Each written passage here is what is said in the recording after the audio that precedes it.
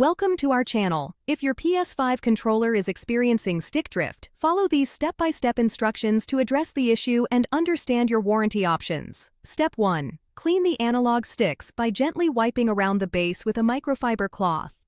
Dust and debris can accumulate and cause false inputs that feel like drift. Step 2. Use compressed air to blow around the analog stick base. Tilt the stick in all directions while applying short bursts of air to dislodge any hidden particles.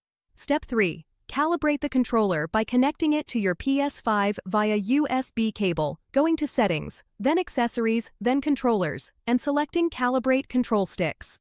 Step 4. Test the controller in different games to determine if the drift is consistent or only affects certain titles.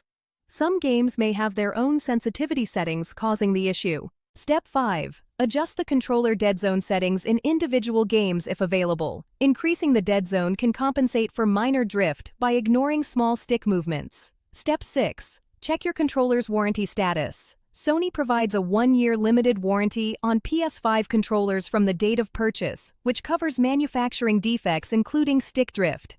Step 7. Contact PlayStation support if your controller is still under warranty. Visit the PlayStation website, navigate to hardware support, and initiate a warranty claim for repair or replacement. Step 8. If out of warranty, consider professional repair services or purchasing a new controller. DIY repairs are possible, but may void any remaining warranty and require technical skills. Don't forget to like this video and subscribe to our channel.